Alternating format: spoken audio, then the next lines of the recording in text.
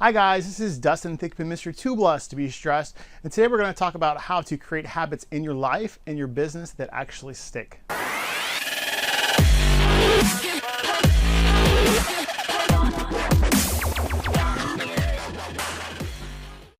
Alright guys, so today we're going to talk about the power of habits and how to create habits in your life that actually stick.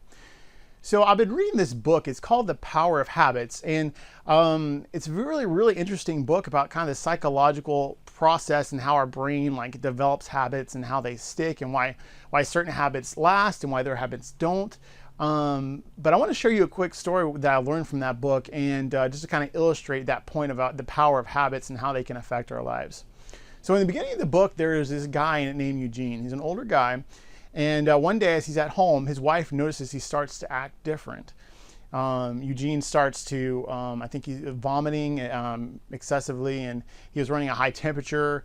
And she brought him to the emergency room to see what was wrong with him, and he seemed okay. And then the next night it happened again, and then he seemed okay the next night. So she kept just bringing him back to the hospital, and she really didn't know what to do.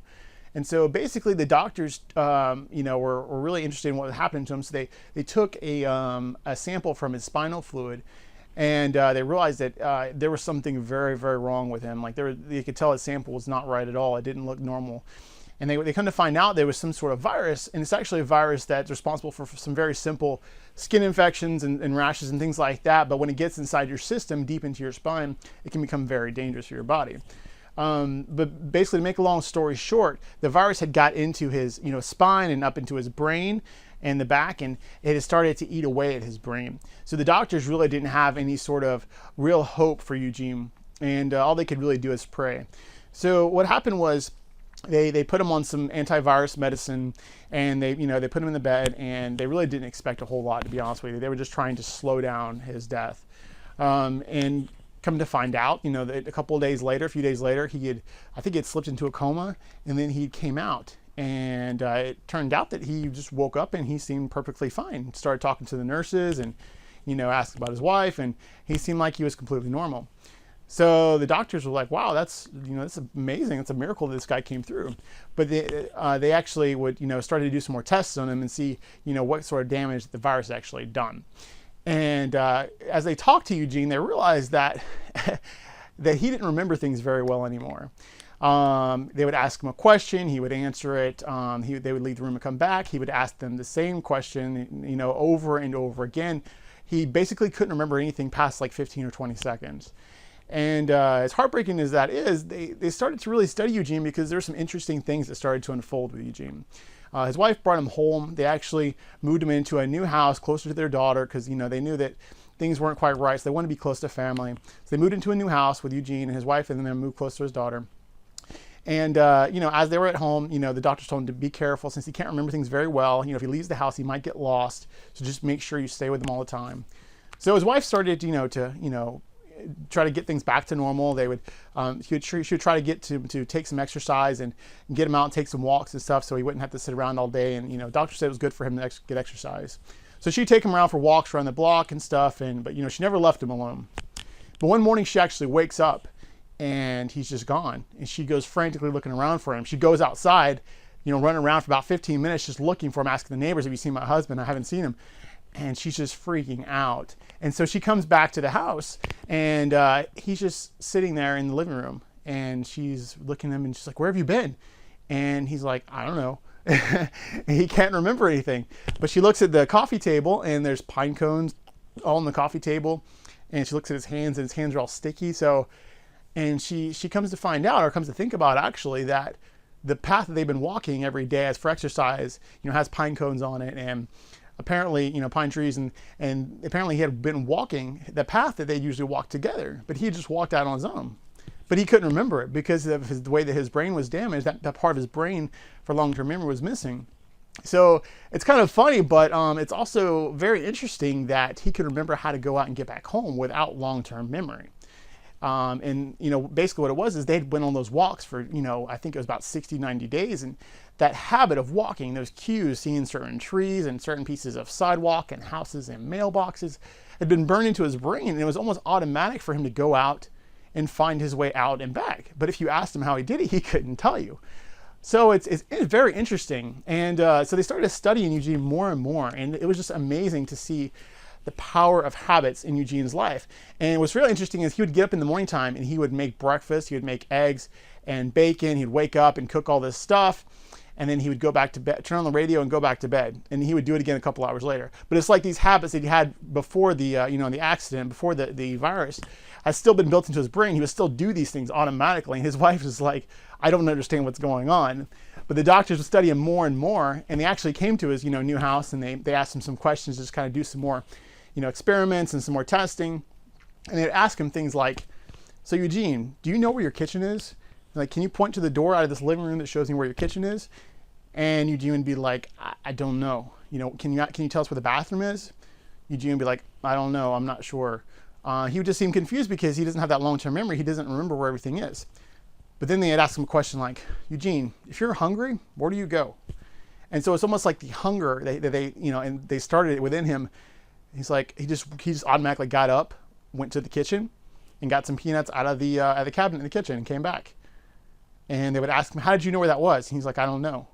And so it's like that habit got burned into him because, I guess day by day, he had, learned where things was, even though his memory wasn't retaining him, those habits in his brain were burned in and they were automatic. It just needed a cue to start it. And then it would just go. So the point of this whole thing is, this amazing thing that they learned from Eugene is the power of habits and how they work. And they've done many testing on rats and monkeys and different things about how habits work in animals' brains as well. But they come to find out that the whole process of a habit is very simple, really. It really starts with something called a cue, something that basically triggers the habit. And my marker is not working very well. And then it goes to the actual routine, like the habit itself, the process. And then it goes to the reward. So hopefully you can see that. My marker's dying a little bit here. But it starts with a cue, something in your brain that triggers that, something in your brain that tells it you need to start this habit, this routine in your brain, and then something it ends with, a reward. Now, in the midst of all these things, let me give you an example, first of all, what I mean by this. So, let's say you work a desk job, and sometimes you notice that you go to the break room when you're bored and you eat. You might not be hungry, but you just, you're tired of sitting in front of a computer screen or whatever you are, and you want to, some reason your brain triggers, that you're bored, and therefore you want to eat to just go do something, right? I don't know, whatever. So the cue is that, boredom, right? And then the routine is you're going to get a snack. And the reward is that you're getting away from the monotony of work or your boredom or whatever it is. So you're getting a little bit of maybe social interaction with people in the break room, whatever that may be. So that's the process, the 3-step process here. So what's interesting is that we can actually create habits like this in our lives if we really think about it. So I know some people in a group that I'm in are doing a video challenge, and the whole point of the challenge is to make the habits. So for those guys listening to this video, I want to show you how that relates to this. So the cue for the videos, right, is something you think about. You might be on Facebook, you might have seen somebody else post in the group, something that cues your brain saying that I should be doing something right now. I should be doing a routine. The routine would be making a video if you're doing the daily video challenge. And the reward for that challenge could be many things. It could be the satisfaction you get from the accomplishment of it. It could also be like a physical treat or something that you give yourself. Like maybe I do a video every day and I get a Snickers bar, whatever that is, but you have to have some sort of reward. And with the 3-step routine of the habit, there's something that really kind of drives the cycle, right? And the things that drives the cycle is it's actually craving. Let's see if I can rate here. Let me get on the marker here. This is red. This actually might look better. So what drives it, right, is the craving. So craving to get the reward is basically what it is. So for this example, with the videos, you got the cue of something, you see something on Facebook, somebody posting a video, or maybe you see a post from somebody in the group, whatever it may be, something that starts that thing in your brain that says I should be doing something, and then the routine and the reward. So the routine is actually doing the video. The reward is whatever you reward yourself with physically, or just the sense of accomplishment you get from doing that. So the thing is, the reward has to be something that you crave. So if you're craving accomplishment, that's good enough. Maybe though you would crave something a little bit better. Maybe it's something monetarily. Maybe you can treat yourself to some special thing, something you would buy for yourself at the end of the week. Whatever it is, it has to be something you crave, and it really needs to be something that happens after each time you do that habit. So, obviously doing it over and over again for, days in a row, 30 days, 60 days, will make it help it to stick. But the way that the habit loop works is it's a cue, it's the routine of actually doing it, and it's the reward. And the thing driving the whole thing is the craving. So, the cue, whatever starts it, is what makes you think about it, right? And to actually get through the routine, because usually it's something you're not really accustomed to doing at first if this is a new habit, you have to really drive in that craving for the reward, for the accomplishment. You have to really get your brain thinking about what you're going to get out of it. So on a daily basis, you really have to be thinking about the reward a good bit of the time, after you're basically remembering what you're supposed to be doing, the cue, but you have to remember the reward to crave, basically to push yourself through that routine or that habit that you're trying to build. So I hope that makes sense. But basically, this is only like really one part of it, honestly, because this sounds kind of simple, right? Your brain gets it going, you do a routine, you get a reward. It's like, you get a treat, right? But it's easier said than done, right? Things like, like weight loss and when you quit addiction, like smoking and alcohol, there's something a little bit more than this that is required. One thing that's missing from this whole piece is this. It's belief.